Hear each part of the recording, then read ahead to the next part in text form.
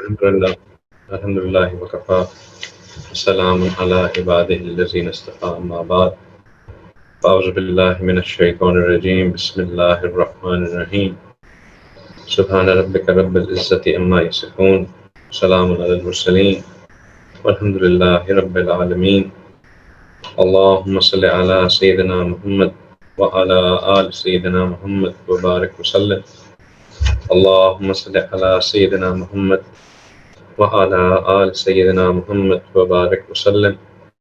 اللهم صل على سيدنا محمد وعلى آل سيدنا محمد وبارك وسلم. رب يسر ولا تؤسر وتمم بالخير وبك نستعين. ربي زدني علما يا فتاح يا فتاح يا فتاح. So, Alhamdulillah, we are back into our session after a slight delay. Inshallah, there will also be khair in that if there is some delay. What we have decided to do, just as a recap, is कि हम inshallah एक session में तफसीर करेंगे और एक session में हम इंशाअल्लाह हदीस मुबारका की पढ़ाई करेंगे. The idea is कि हम उन सूरतों की तफसीर करें जो कि हम अपनी नमाज में पढ़ते हैं.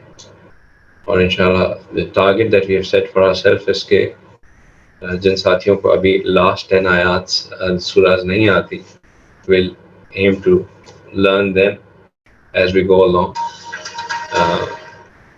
Breaking news coming in at 9 o'clock. So, we'll learn them as we go along, and hopefully by the beginning of Ramadan we should be at least जो 10 सूरतें हैं सूरह फील से लेके अब तक हमें याद हो. And inshallah, as we are memorizing them, we will also tend to complete the tafsir by that time of these many surahs. And hopefully, if Allah subhanahu wa ta'ala allows us, then it will add a whole new meaning to our understanding of tafsir, understanding in our salah. And inshallah, if we do Surah Fatiha as well, somehow we fit that in, and that will be very good.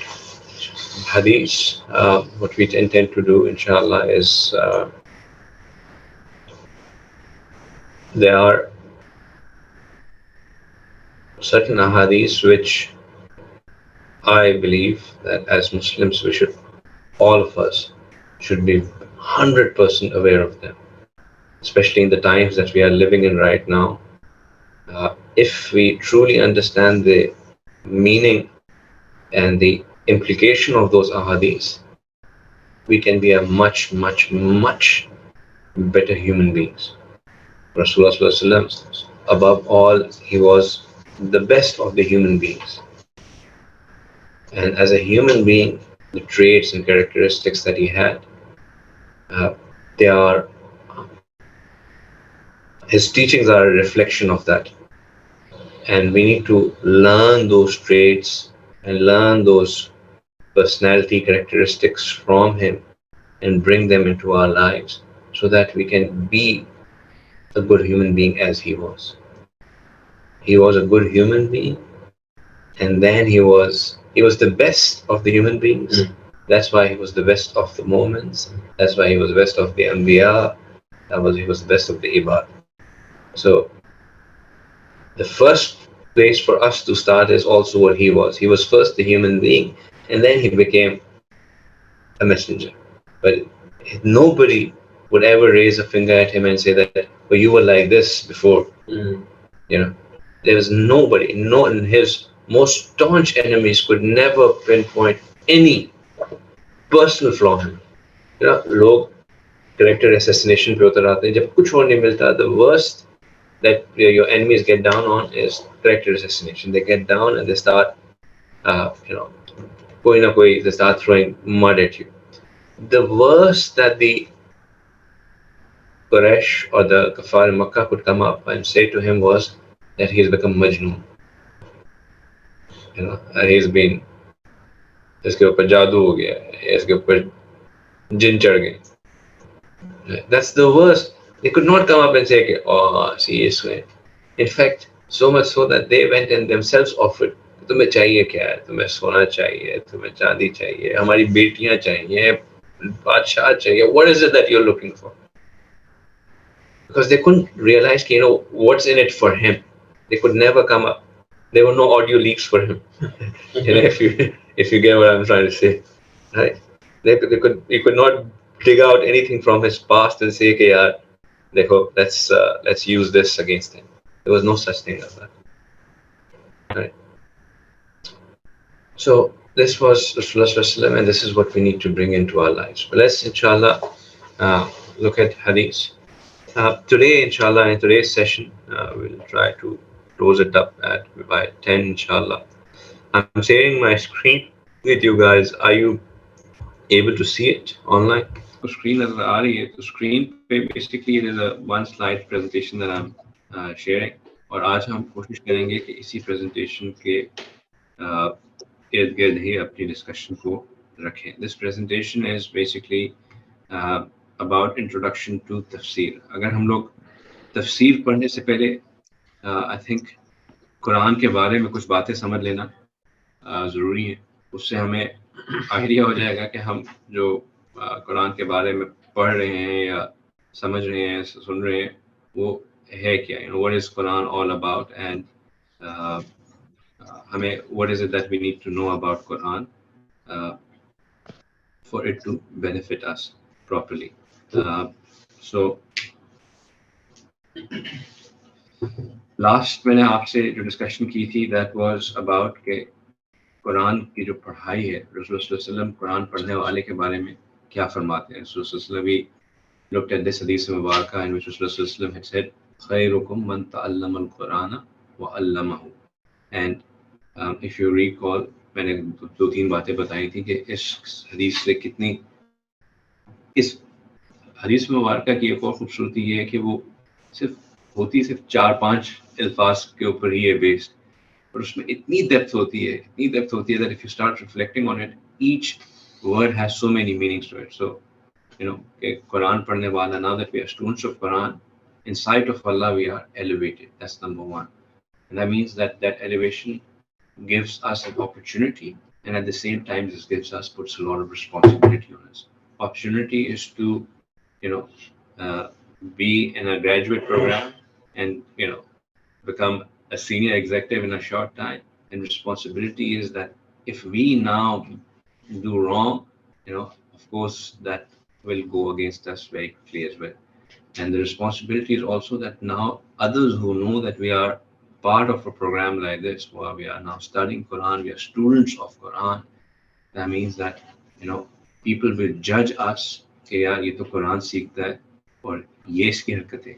So, you know, our actions would make us responsible for what we are and for our Quran. Did Oh, I think that another. Oh, you want to? Yeah. Sorry. Right. So,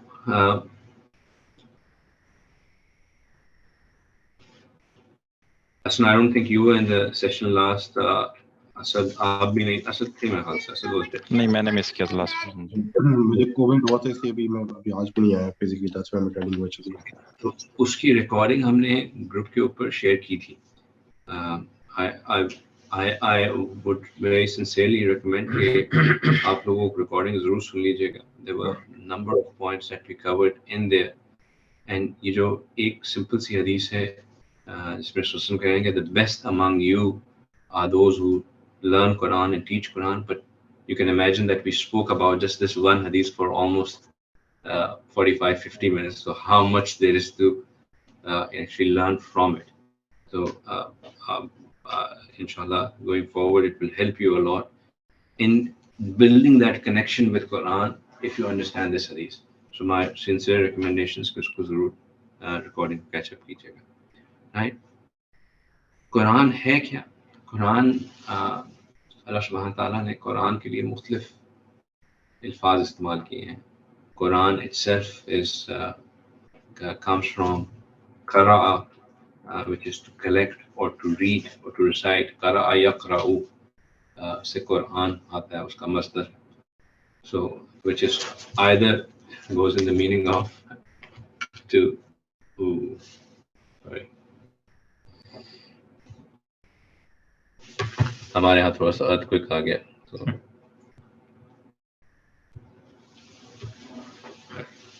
right. So,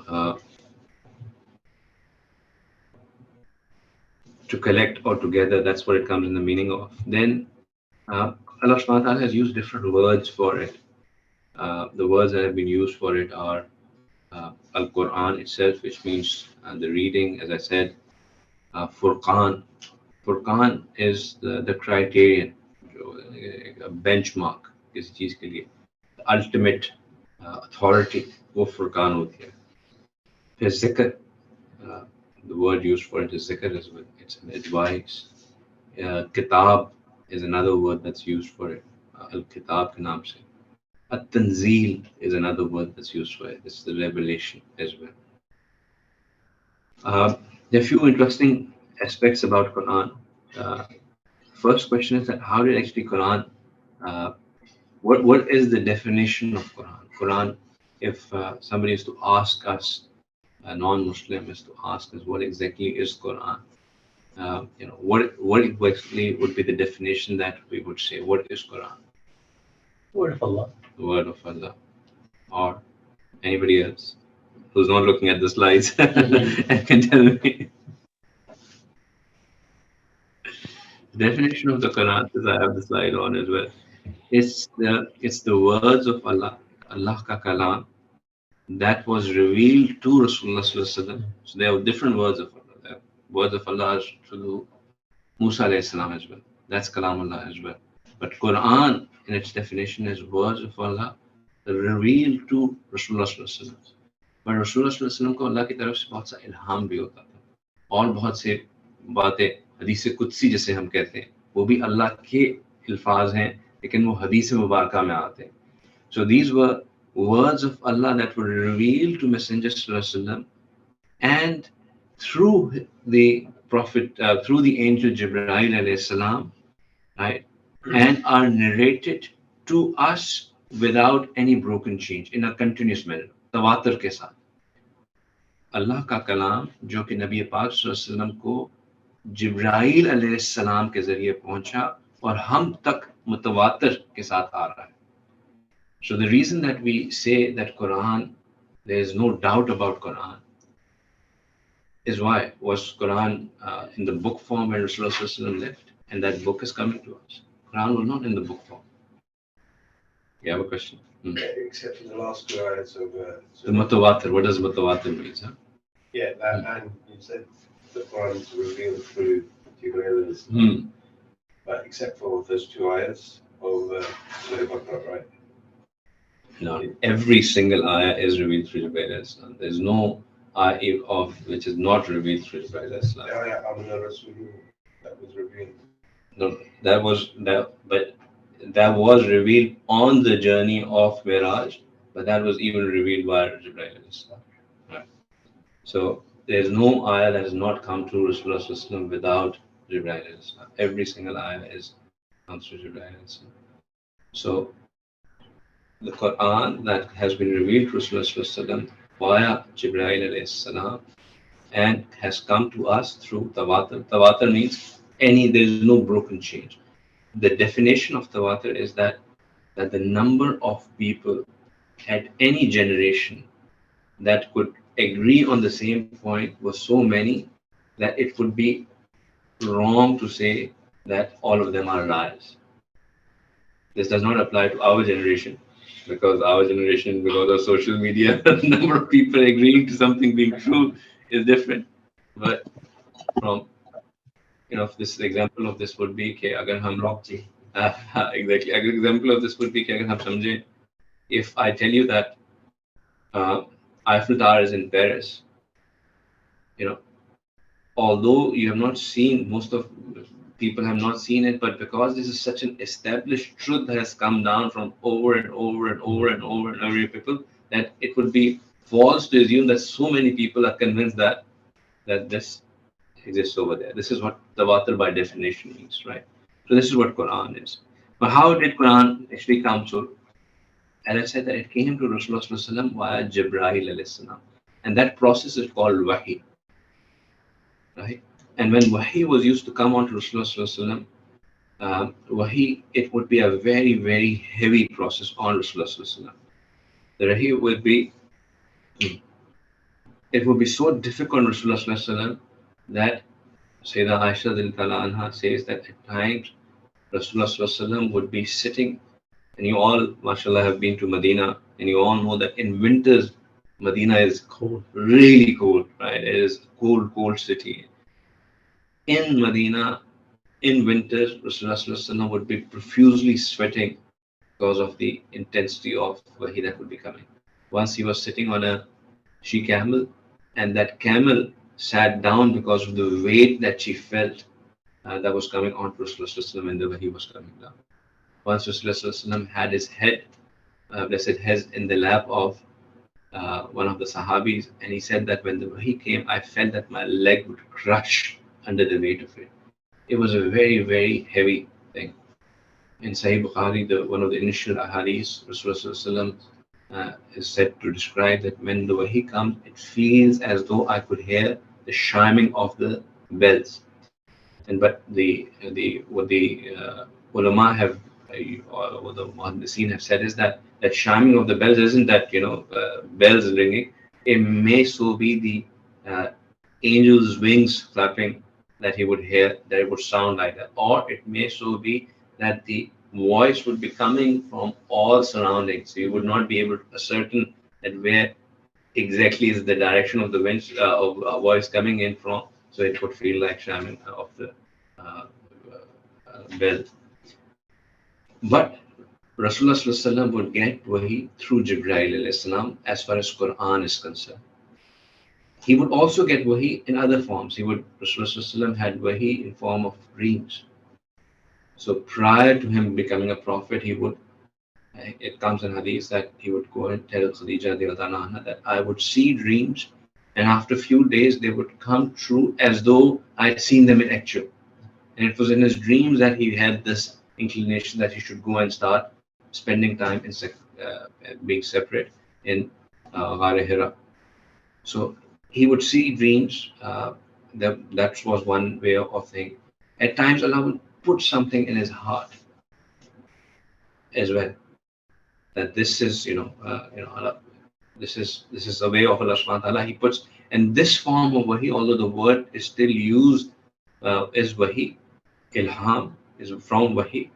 This happens to non-Anbiya alayhi salam as well.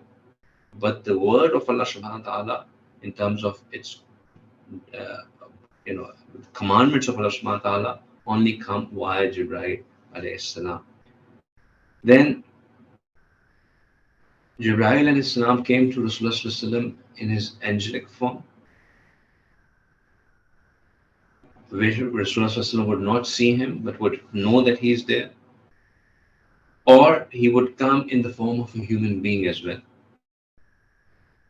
And Rasulullah would, when Jibreel al-Islam would come, he would often come in the form of a Sahabi who was a very good looking Sahabi. And in fact, it comes in Hadith that once that Sahabi came, and that Sahabi, whenever he would come to meet Rasulullah, he would have in his pocket some sweets. And when Hassan and Hussein radiallahu ta'ala anhu, who were just kids, would come, they would jump over him and they would give him sweets. So once Jibreel alayhi salam came, and he was in form, he looked exactly like him.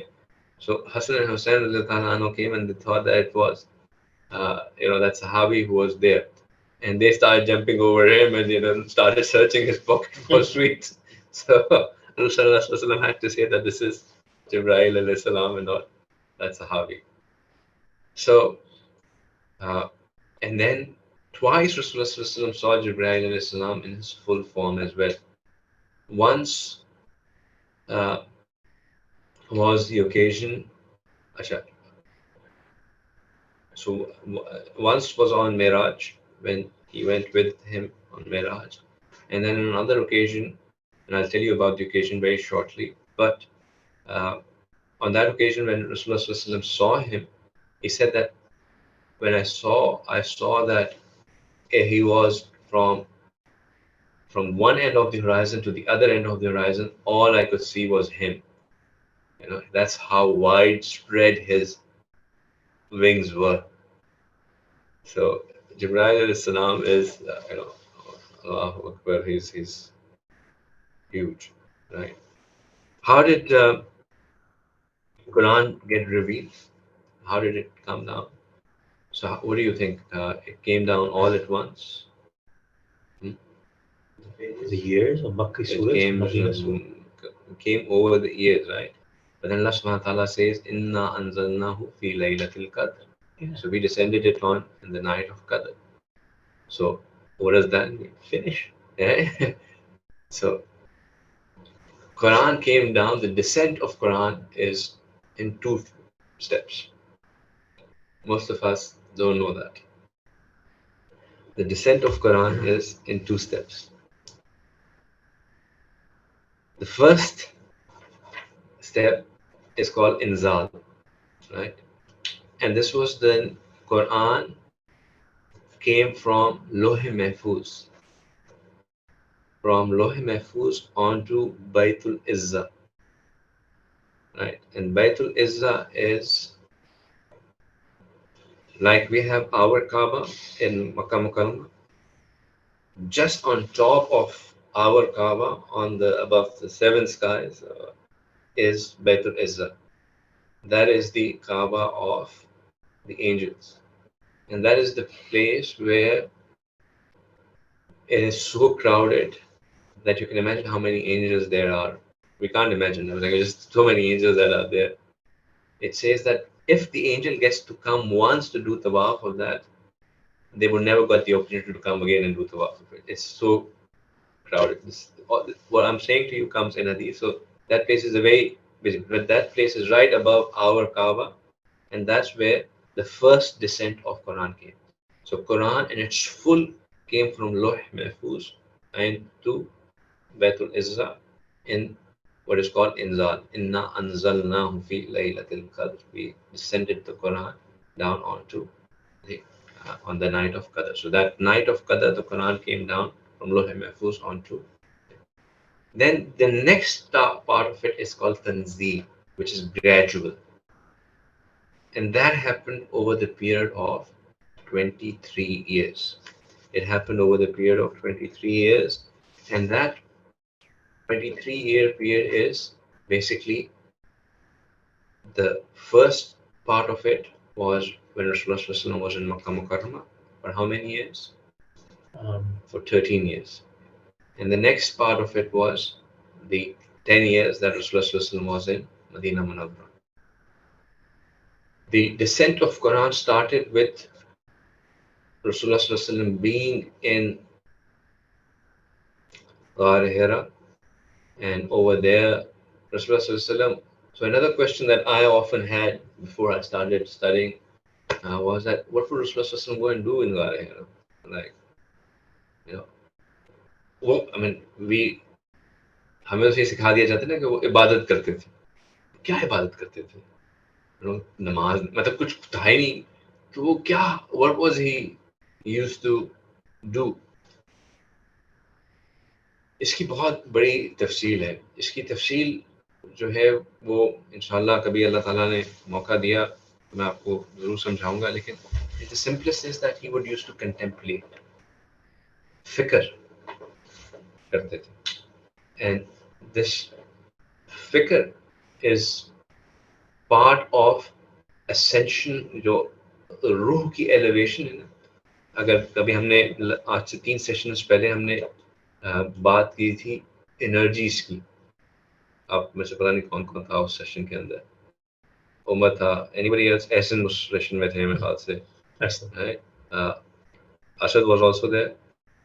उसमें हमने mention था, उसमें हमने बात की थी कि हमारी इर्द गिर्द जो एनर्जीज होती हैं दे अफेक्ट उसको. फिर मैंने इवेंचुअली एनर्जी को मैंने बरका में चेंज किया था और फिर मैंने उसको बताया था कि इसका इफेक्ट हमारी रूह के ऊपर होता है.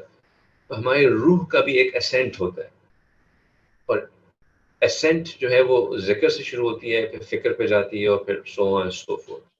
तो ये जो रसूलुल्लाह सल्लल्लाहु अलैहि वसल्लम की इब्तिदा की चीज़ें थी, that was basically in that. So over there he would just do contemplation on the takhliq of Allah subhanahu wa ta'ala, and so on, so on, so on, so on other things. इसकी तफसील मौजूद है, but वो publicly नहीं बोली जाती, because उसको समझने के लिए is like, you know, there are certain things which are there in research, but you don't publicly say them, because you have to have a certain level of understanding of a subject for you to really comprehend कि क्या बात हो रही है. Otherwise it looks like कि पता नहीं क्या बात हो रही है. So it's one of those things. So in simple words, इसलिए कहा जाता है कि वो इबादत करते थे. रसूलुल्लाह सल्लल्लाहु अलैहि वसल्लम वहाँ पे इबादत करते थे, अल्लाह की याद में महव रहते थे. Strong Urdu for you. So अल्लाह की याद में महव रहते थे. Ahsan, how are you on Urdu? That's good. Ahsan is okay. Yeah, I'm good. चलो ठीक है. पूरी समझ Canadian. आती है. Yes, I'm perfectly okay. I'm perfectly okay. Canadian Urdu. Canadian है Urdu. ठीक है. So रमीज भाई पर्दे में बैठे हुए हैं. Assalamualaikum, Shaykh. वालेकुम सलाम. सही है. अच्छा. So Can I stop you, given that 1 second? hmm. You mentioned Lohe Mahfuz. Hmm. So where was Lohe Mahfuz, and was the whole Quran already predetermined and pre-written before it was nazil? So Lohe Mahfuz is with Allah subhanahu wa ta'ala. Lohe Mahfuz is the sacred tablet, as it's called. And in Lohe Mahfuz is everything. Not just Quran, but everything. When Allah subhanahu wa ta'ala, the first thing Allah subhanahu wa ta'ala created was the qalam. And he ordered the qalam to write, and he wrote everything. Every single thing that is to happen. From the word go till the very end. Har cheez. In fact, so much so that Allah subhanahu wa ta'ala says that, you know, everything has been written, the inks, pens have been raised, and the inks have dried. Har cheez likhi hui hai, everything is there, और सब चीज है लोहे महफूज के अंदर. So now whatever is happening is actually all preordained. Again, that goes into a discussion of taqdeer, which I'm not at all going into, because what taqdeer समझने के लिए भी is another thing. But Lohe Mahfuz, so Quran was already there in Lohe Mahfuz. But as per the knowledge and hikmat of Allah subhanahu wa ta'ala, it was the time for it to come down. So that's where it came down. That was the first descent of Quran that happened then. Right? So Quran started coming down, it trickling down over the period of 23 years, and it came down in Ghar Hira with Rasulullah sallallahu alaihi wasallam. Eventually seeing Jibreel alayhi salam, it wasn't that he saw him, he felt him, and he said to him, read. Right? And he said that I can't read. And he said, read. And he said, I can't read. And every time he would say read, and he would say, I can't read, he would squeeze him. He would hug him and he would squeeze him. And he said, it would squeeze me so hard that I felt that my, chest is going to break. And the third time, when he squeezed him and he said, Ikra, and then he said, then he didn't say that, Ma'ana bikari, that I cannot read. Then he said, okay, Ikra bismi rabbikal ladzi khalaq. That's when these ayats came down. And this was the first ayats that came down. But these ayats weren't the first surah that came down. The first surah that came down, there's a debate on it. But the first surah that came down as a full surah is Surah Fatih. Surah The complete Fatih. surah together. The complete surah, all 7 verses together is Surah Fatih. Iqra bismi rabbikal ladzi khalaq was not the full surah that came down. There are different parts of that surah that came down in different parts. After the first revelation, Rasulullah got very scared. He ran to his house. He was very, very scared. Of course, this was a supernatural incident that happened. And Rasulullah at the end of the day is still a human being. And so this, even for him to fully let it sink in, it took some time as to what had happened. And so he was scared, and he felt that he was he was going to die. And he said, Zambiluni, Zambiluni, cover me. He asked for him to be covered. And then there's a long story to it, but the short part is that after this, for a period of 3.5 years, so of the first 13 years, this happened, and then for the next 3.5 years, there was no further revelation. Now, Rasulullah, he says that I felt in this period that I have probably done something. So he knew by this time, because of certain things that happened post this incident, that reaffirmed it to him that this was a revelation from Allah, and that Allah has chosen him as his messenger. But it happened, and now there was nothing happening. So he had even informed few people that this has happened, and people were now started making fun of him. That where's that angel boy of yours? Where क्यों नहीं आ रहा? कहाँ है वो फरिश्ता जिसकी तुम बातें करते थे?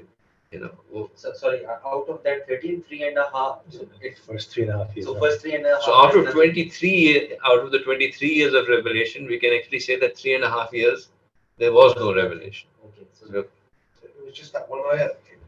It was just up to a certain part.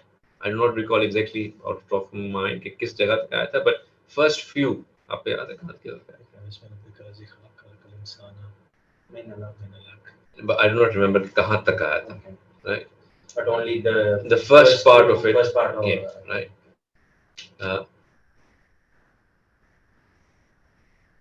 Then, and at this, so interesting that in this, Rasulullah said that at times he felt so dejected and so demotivated that at times he felt that he should just jump off the cliff. Which goes to show that such feelings of dejection and being so overwhelmed by them is not something that we should say कि यार ये तो काफिर हो गया. Right? These feelings, what is important to see is that how did Rasulullah then cope up with these feelings? How did he manage to come out of such emotional turmoil when he felt so overwhelmingly emotional because of the fact that now it is not happening anymore. Basically, Rasulullah ने सारी phases cover किए हैं. This is ये कभी ये बात actually बताई नहीं जाती. He went through from this phase. हाँ, बिल्कुल he did. And this is again ये बात इसलिए नहीं बताई जाती कि लोग इसको negatively आवाम में ये बात बोली जाए तो it's usually taken in a negative, but आप पढ़े लिखे हजरात के सामने में इसलिए ये बात कर रहा हूँ, because then you can understand that it is Rasulullah was only a human, and it's important to understand because what is to come ahead is so profound that the natural instinct is to say कि यार ये तो है ही superhumans के लिए. But if you know this part, you know that it is only a human who has, developed himself to take on all those things which are so profound. Which means that all of us are also capable of taking all that is to come in Quran. Right. So that's the purpose of sharing this part of the story with you. फिर अच्छा अब होता ये था कि Rasulullah would feel this and then he would hear this voice, Muhammad, Muhammad, I'm your friend, I'm here with you, and he would like gone, and this would be Jibreel alayhi salam, just because the kuffar would start telling him that your friend has left you, your friend has left you. And Jibreel alayhi salam would come, and I haven't left you. Muhammad, I'm your friend, and I haven't left you. So, again, वो एक थोड़ा सा फिर हौसला बनता था कि अच्छा कोई है साथ, there's something happening, but he couldn't see anything. And then eventually one day he was coming down and he heard this one, and he looked around and he saw Jibreel alayhi salam, and he saw Jibreel alayhi salam in this full mic, from Mashriq se Maghrib tak, wings being spread from the horizon all the way up everywhere. It's just his thing. So that's when he saw Jibreel alayhi salam for the first time. And then uske baad se Quran started coming. Sheikh साहब इसमें हजरत Khadija का भी role if I am not Hazrat Khadija का बहुत strong role था कि अल्लाह ताला आपके ऊपर हाँ हजरत खदीजा का she one thing that you would realize, and if you take off your male chauvinism, put aside wrestling, you realize that behind every success there is a woman throughout the history, and behind every downfall there is a role played by some woman. So women, they actually play a बहुत profound उनका role होता है. खदीजा रज़ियल्लाहु ताला अन्हा ने रसूलुल्लाह सल्लल्लाहु अलैहि वसल्लम के her words, जो उन्होंने जो उनको रसूलुल्लाह सल्लल्लाहु अलैहि वसल्लम को उस मौके पे जो बात कही, that was that's something to be written with golden ink. उन्होंने रसूलुल्लाह को बताया कि उन्होंने रसूलुल्लाह कहते I think I'll be killed, मुझे लगता है मुझे मार दिया जाएगा. So उन्होंने उनको बताया कि नहीं, आपको नहीं मारा जाएगा.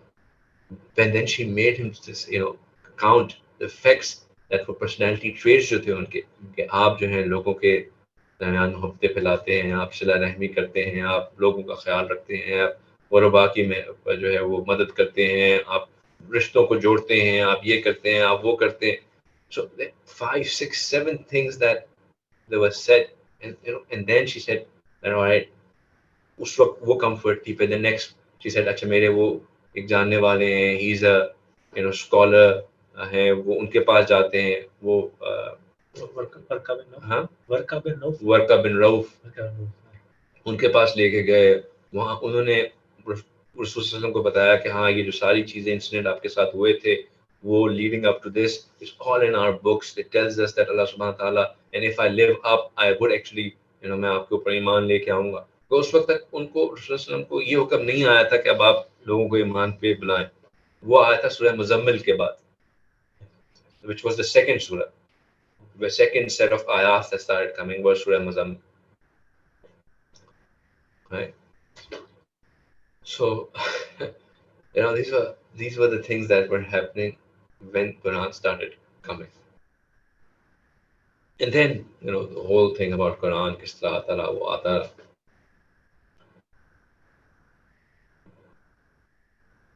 When we are doing the surahs of Tafseer, when we are doing Tafseer, in fact, we would always be looking at, there is a Makki surah and there is a Madni surah, right? So, what is a Makki surah? जो कि हिजरत से पहले आई. A revelation that was revealed in Makkah. Ji, online, some guesses, guesswork. मेरा favorite question होता है, इसलिए मैं spend some time. Ji, Ahsan, what do you think? What is Makki surah? So the part of revelation that happened before the Hijrah is normally called the Makki Surat, but there are cases where part of that was sort of revealed in after Hijrah as well. But that's as an entirety of that surah is called a Makki Surat. That's what I'm aware of. Say. So Makki surahs have nothing to do with the location, right? Because if you go by location, then Rasulullah sallallahu alaihi wasallam, was at times in Taif, so हम उनको Taif की surah कहेंगे, or he was, in Medina Munawwara, but he was in Makkah Mukarramah on Surah Hadeeth or Hajjatul Wada, so we couldn't. So it's not the location; it's the time frame is pre-Hijrah, post-Hijrah. So anything that God revealed prior to the Hijrah of Rasulullah sallallahu alaihi wasallam is Makki surah, and anything that God revealed post the migration was Madni surahs. Now, In a surah itself, there can be because no surah got revealed. Quran did not come as surahs as we know them. Quran came as different ayahs over different period of times, and then we'll talk about that how it was all put together. So Quran came in different ways, but in as it was finally compiled together, if it had majority of the ayats which were post Hijrah, they were called Madni Surah. And if it had majority of the ayats which were pre Hijrah, it was called Makkis. But there are surahs which have a mix of both as well. Right? So there are ayats, there are in Surah Baqarah, there are ayats which are in Makkah Mukarramah, and the majority of the ayats are in Medina Munawwara. That's why Baqarah is a Bati Surah. Why do you have to distinguish? Yeah. So why distinguish? What's the how does it even help us? This thing helps us in understanding Quran. This distinction of Makki Surah and Madni Surah is done for the understanding of Quran, the understanding the context of the surah, the understanding the messaging that is in the surah. Makki Quran was primarily focused on the fundamentals. This was the Quran whose audience were the Quraysh, the Kuffar of Makkah, idol worshippers. And the main message at that point in time was Tawheed, except oneness of Allah subhanahu wa ta'ala. So Makki surahs, you would often find the discussion is all about Tawheed, Tawheed, Tawheed, Tawheed, Tawheed. And to supplement Tawheed, there are four things that Allah subhanahu wa ta'ala uses. The first thing that He uses to supplement Tawheed is Risala. Risala is that here is a messenger of mine who is calling you to believe in me as one. Right? The next thing he would use is he uses Akhirah. And Akhirah is to say that believe in Allah because eventually you have to go to Him. Don't forget that what would be your end. So in Makki Surahs, the dominant message is Allah पे ईमान लेके आओ, अल्लाह सुब्हान ताला वाहिद है, अल्लाह के सिवा कोई और माबूद नहीं है, कोई और इलाह नहीं है. अल्लाह ने अपना बंदा तुम्हारे पास भेजा हुआ है, वो मूसा अलैहिस्सलाम हो, ईसा अलैहिस्सलाम हो, नूह अलैहिस्सलाम हो, कोई और नबी हो या रसूलुल्लाह सल्लल्लाहु अलैहि वसल्लम हो, बट वो सब तुम्हें याद करा रहे हैं कि अल्लाह को मानो. क्यों? क्योंकि तुमने आखिरत में अल्लाह के सामने जाके खड़ा होना. That's one set of messaging that would come for believing in Allah. The other set of messaging that would come would be through what is called Ayatullah and Alatullah. Right? Ayatullah would mean the signs of Allah. And you would often find in Makki surahs, Allah subhanahu wa ta'ala going and saying, asking people to ponder upon the things that are around them. Have you not looked at how the camel is born? Afala yanzuruna ilal ibila kayfa khuliqat. Right? So Allah subhanahu wa ta'ala would ask you to think about how the wind blows, how the clouds come, how the rain falls, how the seeds sprout, all of these things just for you to look around and find the signs of Allah in them. That this is not happening all by itself. The stars, the suns, the moon, all moving. These are all signs of Allah. Ayatullah. Ayah, by definition, we think of ayah, that ayah is the verse of Quran. Ayah, by its linguistic meaning, means sign. These are the signs of Allah.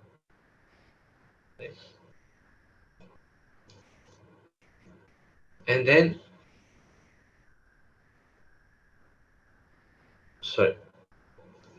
then another one is Alatullah, the tools of Allah. I have interchanged the Ayatullah in the context of Quran comes in when Allah subhanahu wa ta'ala tells the stories of the previous nations. So there are in lots of portion of Quran that is dedicated to telling what had happened to the previous nations. Qawm Samud, Qawm Aad, Qawm Nuh, Qawm Lut, you know, all of these are mentioned over and over and over again. Qawm Shuaib, that you know what had happened to them, what were they like, what did they do wrong, what caused them, and in that majority of it to Bani Israel. Right? A lot of Quran is covered with Bani Israel. Right? So that is the sign. Allah subhanahu wa ta'ala says that you know they are people again to Quraysh. They are the ones who they were very familiar with. They were on their trade routes. Their stories were you know उनकी poetry का हिस्से थे उन लोगों को अच्छी तरह पता था कि इन कौमों के साथ क्या हुआ होगा तो वो उनका जिक्र करके अल्लाह सुब्हान ताला अगेन रिसाला और आखिरा पे लेके आते थे कि इन कौमों ने भी किया they are all standing in front of अल्लाह सुब्हान ताला मान लो अल्लाह एक टूल्स यही होते थे और फिर वही अगर इस पे नहीं खा रहे तो अपने ऊँटों को देख लो इतनी मोहब्बत करते हो उनसे अरब जो है ना वो अपने ऊँटों से बहुत मोहब्बत करते थे इतनी मोहब्बत करते थे इतनी मोहब्बत करते थे हमें तो मुझसे चले आप लोग शायद मेरे से ज़्यादा अच्छे हों लेकिन मुझसे कोई पूछे ना कि मेरे परदादा का क्या नाम है तो मैं अपने परदादा का नाम नहीं जानता और मेरे परदादा से परदादा का नाम पूछ ले तो ये नहीं पता कि वो मतलब दुनिया के किस हिस्से में थे लेट अलोन कि वो कहाँ पे हमें अपनी 3 पुश्तों से ज़्यादा का नहीं पता होता था अरब को अपने घोड़ों के और अपने ऊँटों के up to 9-10 generations they would know कि ये इसका बच्चा है ये इसका बच्चा है ये इसका बच्चा है ये इसका बच्चा है ये इसका बच्चा है they would be so involved हम जब अब्दुल्ला भाई can vouch for it तो पता नहीं अब्दुल्ला भाई कितना वाउच कर सकते हैं इसके लिए कि नहीं क्योंकि इसके लिए अरबी पोइट्री आना जरूरी है in our alim studies once we are supposed to be very good at Arabic year 4 onwards, year 4, year 5, year 6, 3 years, we study the pre-Islamic Arabic poetry. जो अरबों का दीवान होता था ना उसको पढ़ाते हैं वो और उसको पढ़ाने का मकसद ये होता है कि कुरान के अंदर बहुत से अल्फाज ऐसे हैं जो कि प्री हिस्टोरिक इस्लामिक अरबिक के उसमें है तो उसको आपको उनकी समझ आने से आपको समझ में आता है कि कुरान के अंदर या हदीस के अंदर इनका इस्तेमाल का कॉन्टेक्स्ट क्या है आलम कोर्स में वो इसलिए पढ़ाई जाती है लेकिन जो वो अरबी है ना उसके अंदर जो पोइट्री है उसमें 3 चीजें होती हैं women they would describe their women like you know you're thinking कि यार मैं आलम कोर्स पढ़ रहा हूँ मतलब what's going on over here they would be so descriptive about their women they're like oh this is adult class going on but they were good मतलब you can you know the way they can sketch somebody आपको लगता है कि you are actually living through that moment right जितनी खूबसूरती से वो अपनी औरतों को डिफाइन करते थे उससे ज्यादा खूबसूरती से वो अपनी ऊँटों को डिफाइन करते थे they would go on and talk about their camels and their horses there are more than 100 words in Arabic for a horse describing के घोड़े की चाल उसकी एज उसकी सिंफ उसकी नजाकत उसकी मुस्कुराहट उसकी anything you can think of वो घोड़े की जो है ना उसके लिए एक लफ्ज है उनका ये वो घोड़ा है likewise and then the third thing that they were so horses and camels and then the third thing that we'll talk about is their wars लंबे लंबे कसीदे हमारी ये जंग शुरू हुई थी हमारे बाप दादा से शुरू हुई थी मेरा ये बंदा गया था हमने उनको यूं मारा था मेरी ये तलवार थी वो यूं चली थी और ये will go on forever But Allah subhanahu wa ta'ala says, itna jo tum in cheezon ko hai na, go look at your own camels. How do they come about? So Allah would use the same thing that they were obsessed with to bring them. So this is all Makki Quran. Madni Quran is different. Madni Quran is post-Hijra Quran. Now there's an Islamic State. Now Islam has a home. Islam has a base. An Islamic State is being established. So Madni Quran is primarily full of ihkamat. As an Islamic State, what are you meant to do? Rules of jihad, rules of transaction with non-Muslims, rules of trade, rules of business, ibadat, namaz, roza, hajj, zakah, halal, haram. All of these things are coming through in Madni Quran. And now the audience has changed as well. Medina, Jews. Medina, Christians. So there's a lot of dialogue with Jews and Christians. बहुत ज़्यादा उनके साथ मनाज़रा है, बहुत ज़्यादा उनके साथ चीज़ें. So a lot of it, that's Madni Quran. So when you are as a student of Quran looking at it, and up front you know कि this is a Makki surah, now you're mentally prepared that भाई Makki surah में मुझे ये बातें पता चलेंगी. This is what I'm going to be getting at. So when Allah subhanahu wa ta'ala is telling me that أَفَلَا يَنْظُرُونَ إِلَى الْإِبِلِ كَيْفَ خُلِقَتْ, I should know that this is, in what context this is coming from. Right? So, एक और चीज थी कि I don't know if मैं सही बोल रहा हूँ, लेकिन जो मक्की सूरह होती थी वो स्ट्रिक्टनेस उसमें ज्यादा है और मदनी के अंदर नहीं, ऐसी बात नहीं है. इसलिए क्योंकि मक्की सूरह में देखिए मैसेजिंग जो है वो तौहीद है. उसमें सख्ती इसलिए नजर आ सकती है कि उसमें जब आखिरत का बारे में बताया जाता है तो आखिरत में जो जन्नत और जहन्नुम है, ये सजा जजा का जिक्र है, तो उससे लग सकता है कि जी वो सख्त मैसेजिंग है. लेकिन अगर आप समझें तो अहकामात तो ज़्यादा सख्त होते हैं. Because now you are becoming bound. ये हलाल है, ये हराम है. अब तो बाउंड्रीज डिफाइन हो गई. वहां पे तो सिर्फ बताया जा रहा है कि ये होगा, यहाँ पे ये करो वरना ये होगा. सो द मैसेजिंग इस अपनी अपनी जगह दोनों हेवी ड्यूटी है. ठीक है. अच्छा, और इसमें क्या अहम बात,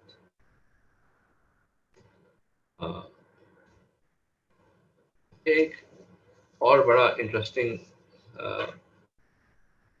टॉपिक है कि कुरान जो हमारे पास कुरान है, is this how Quran actually came?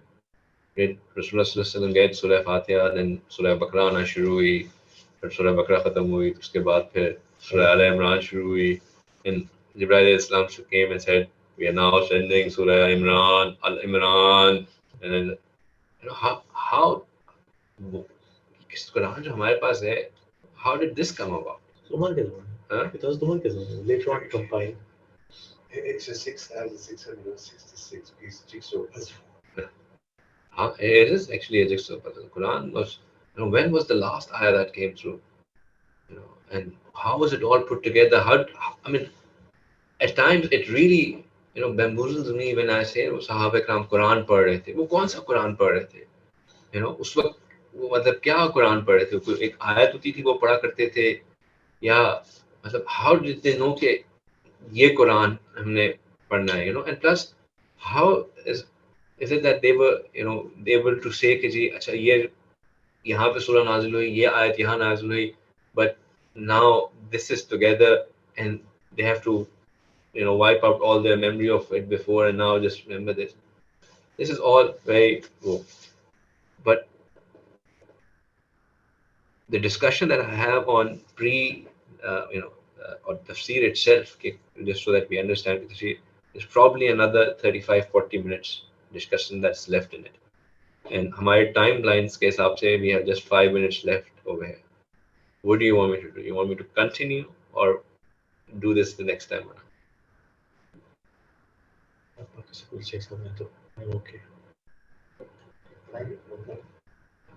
Ji online भाइयों जहांगीर भाई जहांगीर नहीं भाई तो गिर गए होंगे, सो गए होंगे।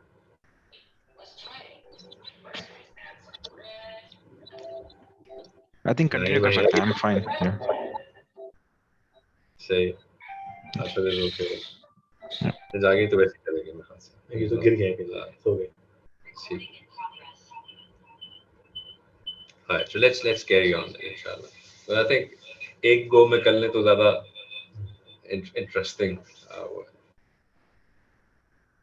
So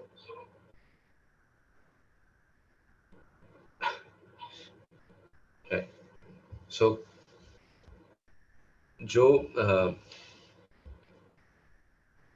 कुरान की प्रेजर्वेशन, कुरान की रेवलेशन, जैसे मैंने अब तक काफ़ी उसमें बता दिया कि कुरान जो है वो मुख्तलिफ आयात रसूलुल्लाह सल्लल्लाहु अलैहि वसल्लम के ऊपर हालात और वाक़यात के साथ नाज़िल होती रहती थी. अल्लाह सुब्हान ताला जो है वो बाज़ औक़ात रसूलुल्लाह सल्लल्लाहु अलैहि वसल्लम को किसी वाक़या से आगाह करने के लिए that such a thing is about to happen, he would inform him through an ayah. At times, something would have happened and how Rasulullah Sallallahu Alaihi Wasallam is looking for an answer. So an ayah would come in response to that, and Allah Subhanahu wa Taala will reveal him about that. At times, somebody would have come and asked him a question, either from the Muslims or the kuffar, or the mushrikeen, or the Jews or the Christians, and Allah Subhanahu wa Taala would reveal that. So ayat मुख्तलिफ जगहों पे मुख्तलिफ तरीके से रसूलुल्लाह सल्लल्लाहु अलैहि वसल्लम के ऊपर आ रही थी. But when it was coming down onto Rasulullah Sallallahu Alaihi Wasallam, there was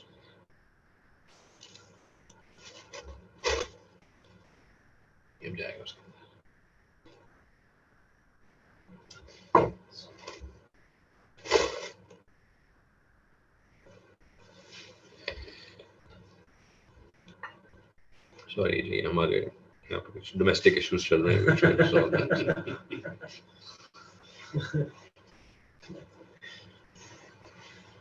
So जब ये आयत आती थी तो Rasulullah Sallallahu Alaihi Wasallam would at first, he himself would be very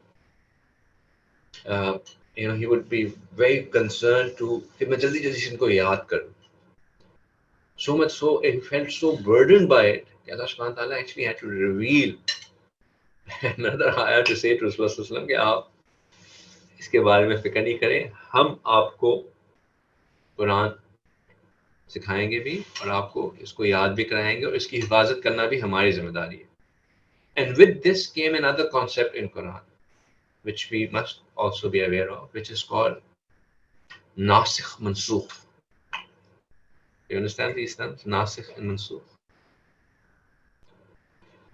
Abrogated and abrogation. Abrogator and abrogated. Right? Nasikh is abrogator and mansukh is abrogated. What does that mean?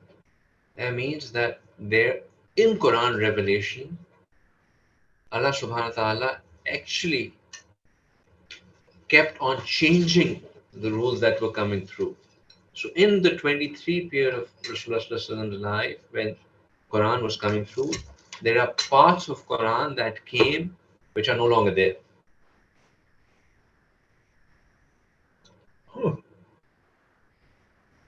So there are three. Pakistan में आप पाकिस्तान में आप बात कर सकते हैं.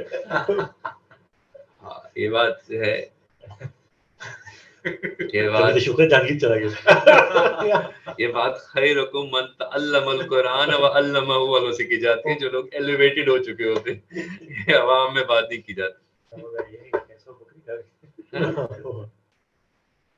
So there are parts of Quran that was revealed which is not in Quran. There are three kinds of abrogations that took place. Three kinds of abrogation. Ek was the abrogation in which Quran was revealed, the ayats came down, they were in there for a certain period of time, then Allah subhanahu wa ta'ala said that They are no longer applicable and they were completely removed. Surah Ahzab is one of the surahs that is said that it was used to be as long as Surah Baqarah. And then Allah subhanahu wa ta'ala took out so many parts of it that it got removed altogether. There's another kind of abrogation that takes place, and that is that the ayah is still there, but the hukam of that ayah, the rule of that ayah, is no longer there. Another ayah came. So nasikh mansukh, basically abrogation takes place, that a ruling was there and then a new ruling comes in its place and the previous ruling stands annulled. Like alcohol, the one of alcohol. So there were certain rulings that came that were in place at a certain time, and then another ruling came, and then those previous ones were no longer there. But they're all still in the Quran. They are still in the Quran. They're still recited, like alcohol, like the inheritance, right? So now there's a ruling in Quran that leave a will for those who are behind. But after rules of inheritance came down, the concept of will is no longer valid, right? And then there's a third kind of abrogation that comes where the ayah is no longer in Quran, but the ruling is still there. Does anybody know of an example of that? The ayah is no longer there in Quran, but the ruling is still there.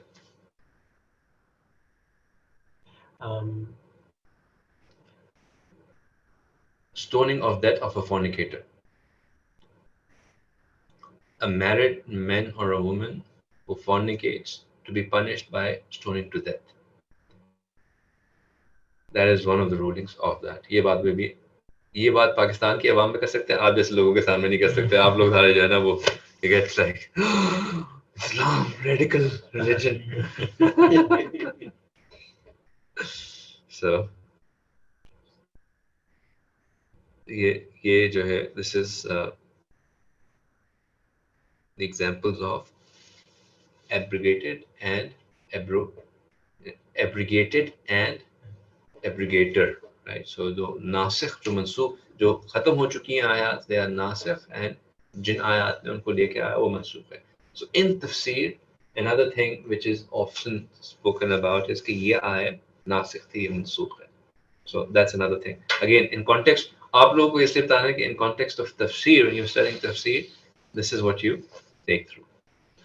Now, हम बात कर रहे थे कि कुरान जब आ रहा था तो all of this was happening. So how was it being, then compiled together?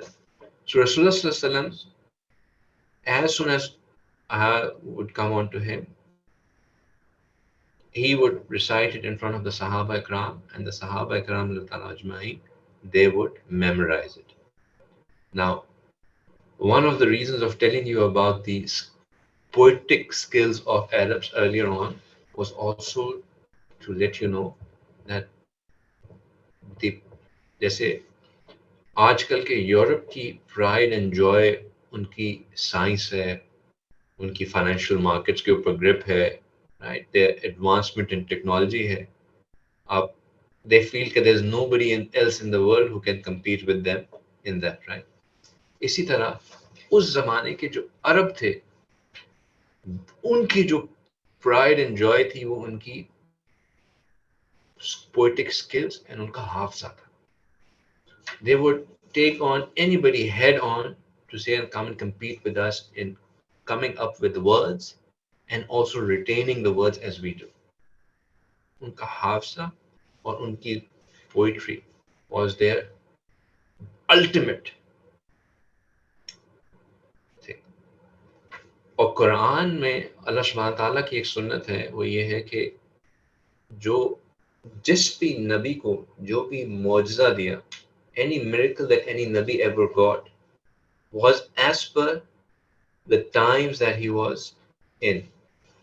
Musa alayhi salam, he got the miracle of Asa and the hand coming out because at his times the magician, the sorcery was at its peak. So he got his miracles to counter what was at peak in his time. Isa alayhi salam, philosophy and medicine was at peak. So he got the miracle of philosophical things and also of being able to cure people, bring up the dead, fix the blindness, fix the ones who are in leprosy. So he had, this was his miracle. Rasulullah's biggest miracle is Quran, because in its power of speech, the Arabs could never ever, and that is why Quran challenges them and come and bring up, even, to start with saying bring one surah, then one, ayah, and bring one word similar to the word that of Quran. And the Arabs, you can imagine that, they, in all their mighty and power, they could not take that challenge. Because, and there are incidents, we'll, inshallah, surah, पता नहीं अगर हम कभी वहाँ पहुँचेंगे कि नहीं पहुँचेंगे, लेकिन सूरह मुदस्सर की तफसीर में हम देखें तो उसमें we realize that they were, Arabs basically called on the heavyweight champion जो होता है उनका poet, जिसने सारे competitions जीते होते हैं, आजकल के ज़माने में जिसको हम कहेंगे कि जैसे वो चेस में होता है ना ग्रैंड मास्टर, तो वो ग्रैंड मास्टर था पोइट्री का, राइट. सो उसको बुलाया कि यार तुम जाके रसूलुल्लाह से बात करो एंड फाइंड आउट कि ये क्या है. So when Rasulullah recited Quran in front of him, he said, this is not the words of a man. This is absolutely, something super and beyond. वो बाद में सोशल प्रेशर में आके उसने अपनी स्टेटमेंट्स चेंज कर दी, वो अलग बात है.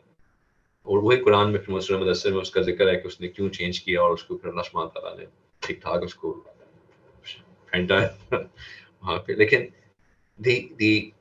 the fact is that they realized that they could not compete with Quran, and Quran is the biggest miracle of Rasulullah.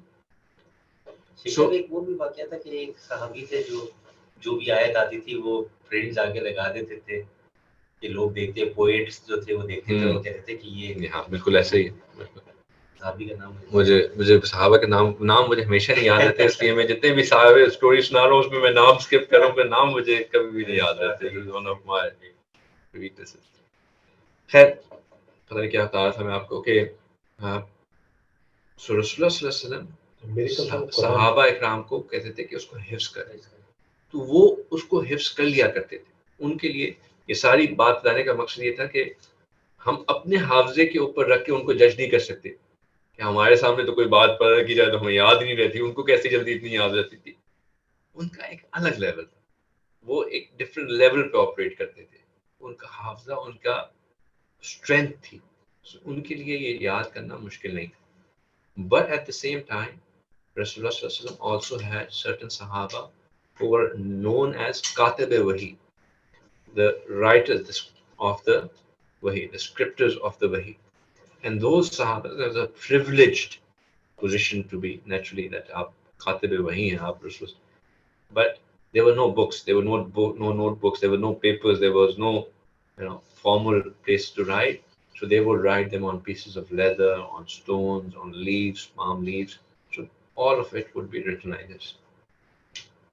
अब होता ये था कि every Ramadan, Jibreel alayhi salam would come and he would do a door with Rasulullah sallallahu alaihi wasallam, in which all the Quran that had been revealed up to that point, it was compiled and put in its order. Now this is where I was earlier asking the question कि यार उनको मतलब अभी तक उन्होंने उस तरह याद किया हुआ था, suddenly रमजान आया, सारा order change हो गया, हर चीज हो गई. But again, this goes back to the profoundness of their memories, that it wasn't a big, because you nowhere in history do you find anybody complaining यार ये तो बड़ा मुश्किल काम था, है ना. हर चीज के ऊपर ऑब्जेक्शन मिल जाता है. एक यही ऑब्जेक्शन नजर आता है कि रसूलुल्लाह सल्लल्लाहु अलैहि वसल्लम ने वो बच्ची से शादी क्यों कर ली, because it wasn't, मतलब मैंने बिल्कुल ही अलग बात छेड़ दी, लेकिन I'm just saying that the things which we are very commonly objecting to, it wasn't there in their times because of who they were in that time, in that age, right? So इसलिए जब दौर होता था और जितना भी कुरान उस वक्त तक रिवील हुआ होता था वो सारा का सारा रिवाइज हो जाता था. तो from up to that point Quran compile हो चुका होता था. So they knew, and Rasulullah would mark that this is a surah. So they would know that this is a surah. Not necessarily Rasulullah would say that this is the name of the surah, but they would know that this is the surah. This ayah is the surah. And Rasulullah would often tell the benefits of this surah and this and that. So वो उस वक्त तक ये चीज़ combine. So every Ramadan, Quran would be, the Jibreel al-Islam would come and do doors. So how many doors would Jibreel al-Islam would have done with Rasulullah? 23. No, 19 and a half years. 19. Oh, 19 and a half, yeah, exactly. Yes, because 3.5 years there was no revelation, right? So, but in that compilation period in Ramadan, there still be surahs which we have complete. Or So whatever up to that point. In the last year, जो last Ramadan था रसूलुल्लाह का, उसमें जिब्राइल अलैहिस्सलाम ने रसूलुल्लाह के 2 दौर किए. वो जो कॉन्सेप्ट करते हैं कुरान पाक को खत्म करना रमजान में, that actually comes from this, because this was the sunnah of Rasulullah to do it with. Once Jibreel alayhi read the entire Quran to Rasulullah, and then the second door Rasulullah read the entire Quran to Jibreel alayhi. So that was the ultimate thing. और उसके बाद जो अहादीस जो आयात reveal हुई हैं, I think there are 3 or 4 of them that Rasulullah said that they need to come over here, and they were adjusted over there. But जो आखिरी दौर था उस वक्त तक 99% of Quran अपनी जगह पे आ चुका था, बैठ चुका था, right?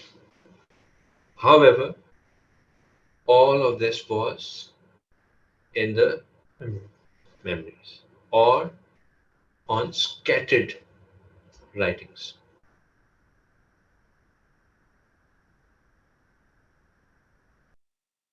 के पास कुछ आयात, कुछ के पास कुछ आयात, कुछ पत्थर पे लिखा हुआ है, किसी ने उस पे लिखा हुआ है. And then there's another concept in Quran, that Quran came down on 7 huruf, which I'm not going to go into detail of right now. But then the writing of the Quran itself had its own significance. So all was fine. Rasulullah ने इस दुनिया से पर्दा जब फरमाया, तो so was the condition of Quran. There was no book form.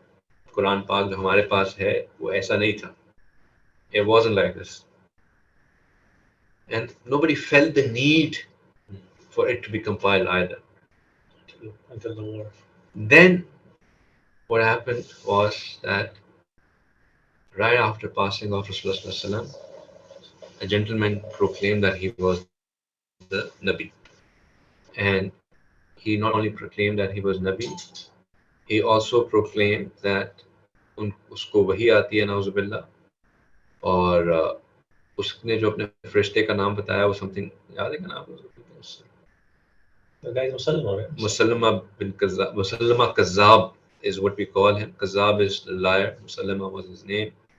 And Chichi उसके फरिश्ते का नाम था. नहीं, उसके फरिश्ते का नाम चिची नहीं था. ये anyways, I'm probably confusing. But anyways, he said कि उसको revelation भी होती है, सारा कुछ होता है. So without giving it any second thought, somebody claiming to be prophet, unanimous decision was that there's only one befitting reply to such a person, that is that we go and execute.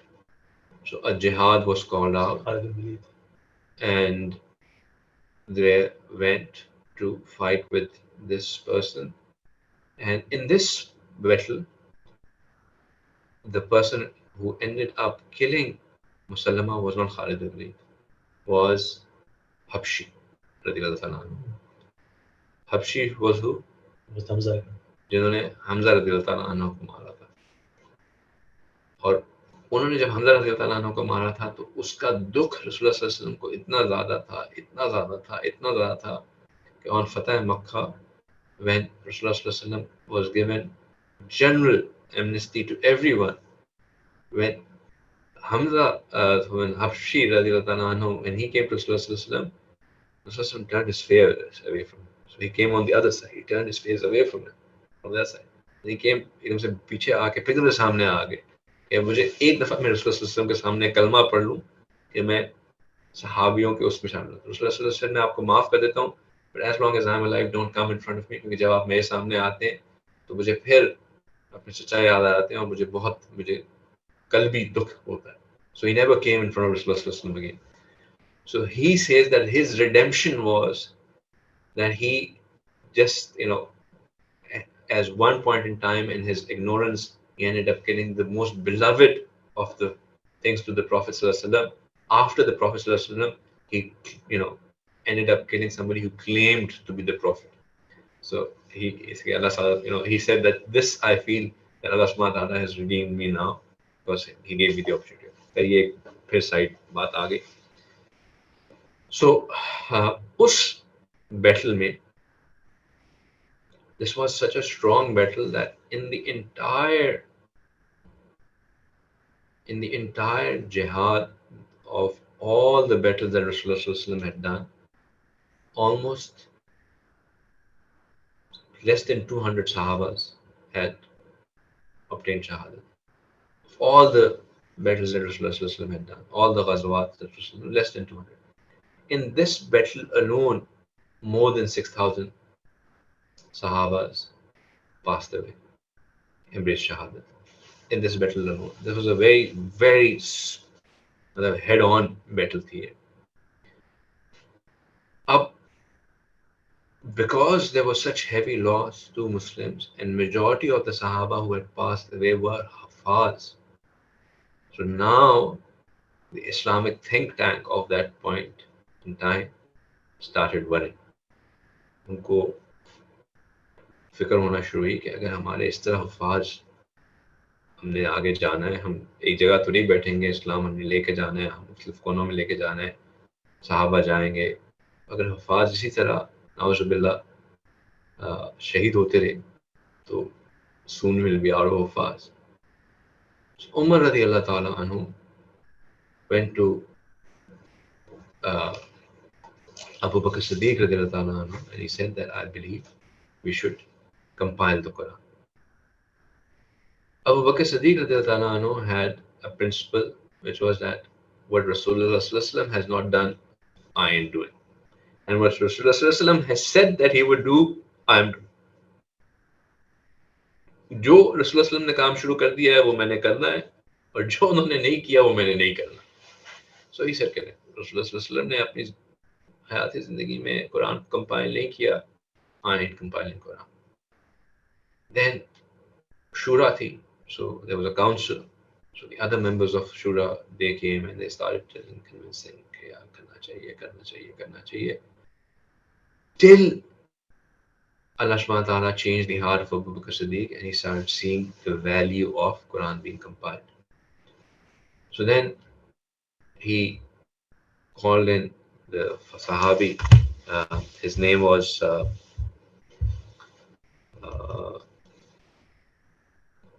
something bin Sabit radiyallahu ta'ala anhu.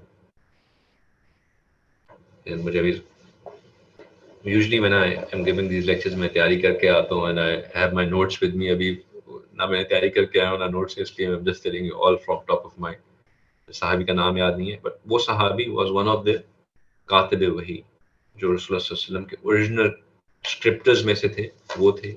He was a Hafiz himself, and he, of course, had the copies of Quran, but he did not compile it on his own. He formed a subcommittee, and it was a general order was given that all those who know Quran, they should come, and all those who have whatever copy of Quran, they should come, and they would all compile it, and they would all recheck, reconfirm कि जो बात है वो हमें इसी तरह पता है, यही order है.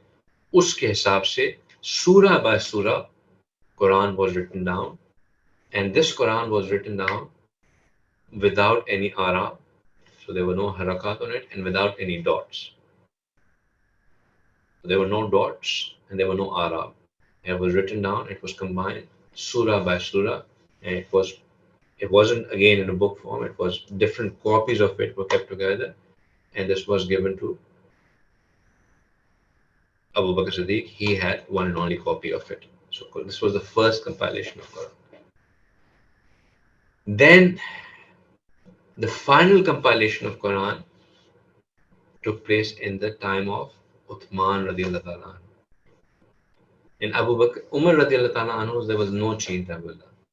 So Umar radiallahu ta'ala has nothing to do with compilation of Quran. In Uthman radiallahu ta'ala anhu's period, and this was again, by this time the Muslim Ummah had extended to a very far place. And there were a lot of new Muslims that were coming in who weren't originally Arab. Now when they would say something, because the Quran was in different, Quran was in 7 dialects as well, 7 way of tajweed of Quran was there. There were more than 7, but what are preserved is 7 now. But what had started happening was that a conflict had started coming up among people. People had started arguing with each other as to what is the right Quran.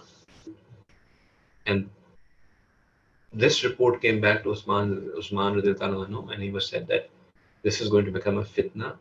So what we should do is that we should compile one single copy of Quran, and that copy of Quran would then be distributed to all the capitals of the Muslim Ummah, and they would then act as a reference point. So any confusion anybody would have, they would go back and check against that, and they would be knowing that the reality of it is this.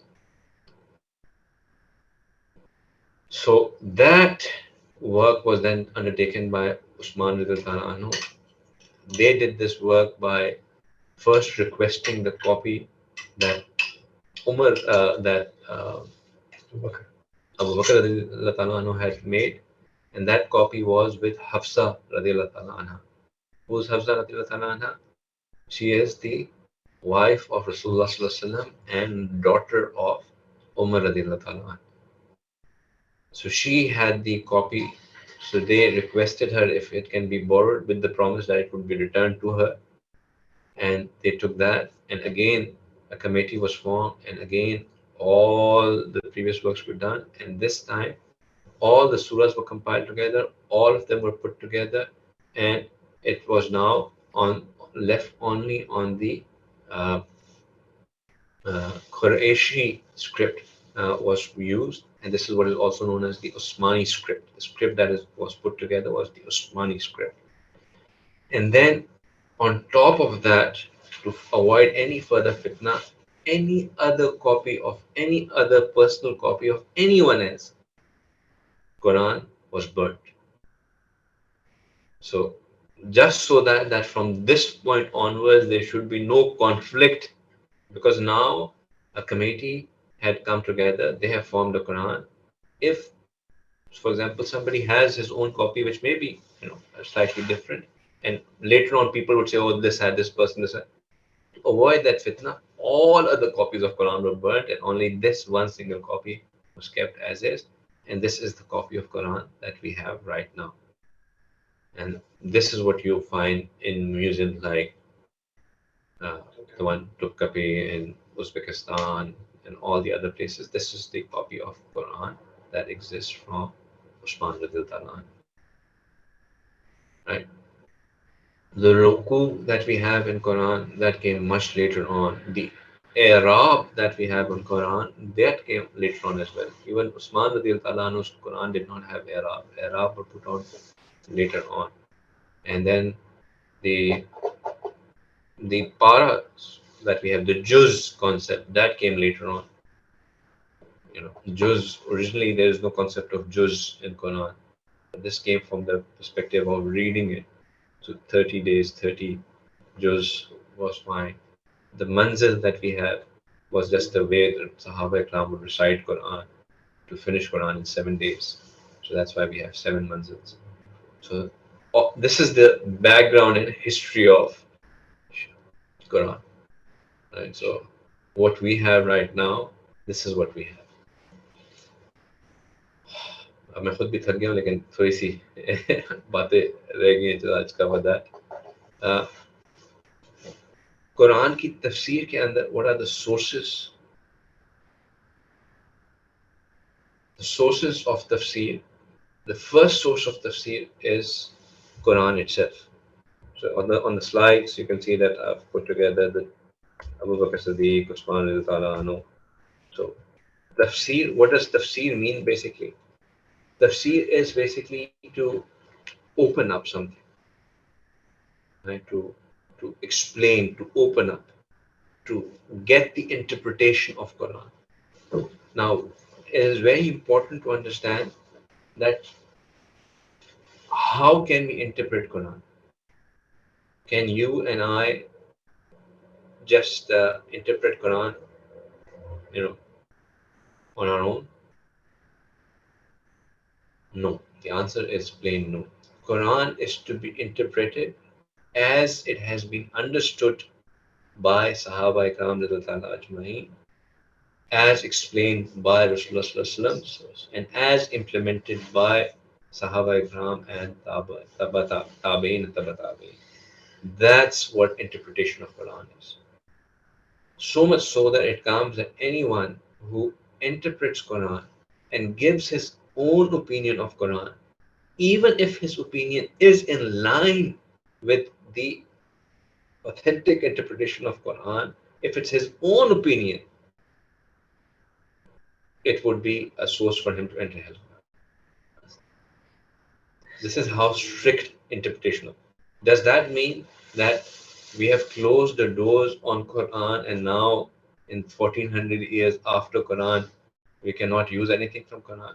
No, it does not mean that. It means that based on the principles that have been defined in the Quran, we can now evolve those to use in our times.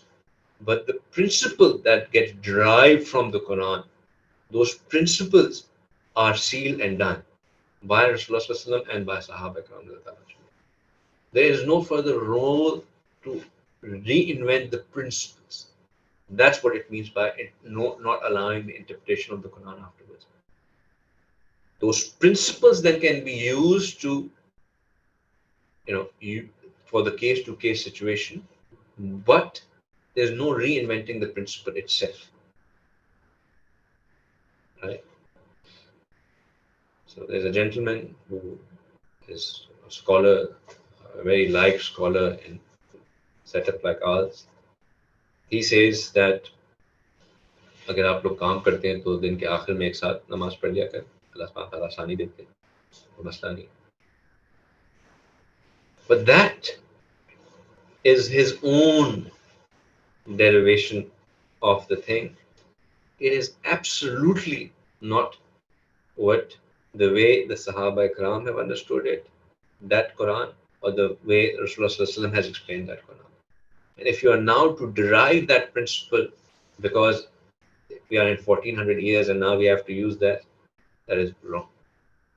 So Quran, tafsir, when we are saying it's the interpretation, explanation of the Quran, it is as explained by Sahaba Ikram, as understood by Sahaba Ikram, as explained by Rasulullah.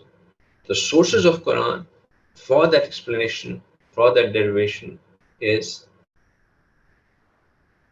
सबको यहाँ पे ना कमरे में नींद आना शुरू हो गई है. So there's a lot of sakina that has started falling. So Abdullah Bhai is dozing off, Umar is dozing off, Ali and the rest have switched off their cameras. So I don't know if they've already dozed off. So, so let me wrap this up over here. So again, let's do a wrap over here, and we'll do a quick sources of Quran next time, and then inshallah do the eventually start the tafsir itself. But I think ये थोड़ा सा cameras दोबारा on कर लें just so that I get a feeler कि अभी हैं, they haven't gone on. While they're switching the cameras, you're talking about principles and applicability in the modern age. So if there was a call for stealing someone installed something, with the hands, with the hands. Yeah. So now if there's some digital theft or IP or something, you'll still apply those principles, even though we live in a different day and age. हाँ, अब उसमें जो the law of when the hand can be cut, right? Okay, if you understand that law, then you would understand that whether that would apply to the digital theft or not, right? Because there's 7-8 strict conditions that have to be met, from the value to where that thing was kept, to what was the purpose of that thing, how it was secured. No, there were multiple points that need to be met for it to be applied onto that thing. If those conditions are applicable, right, then it would be seen that how can it be traversed, and then for there to be witness, for it to be established. So it's the simplest way of saying is aji hard card, but there's an entire ruling, there's an entire governance to that ruling. That governance needs to be seen, and and there would be modification in the governance for the adaptability of it to digital or whatsoever, right? Because in digital, if the thing that's been stolen is digital, because of it being intangible, the rule may not apply to itself. So आप जितने मर्जी bitcoin चुरा लो, कोई मसला नहीं. So I'm just saying,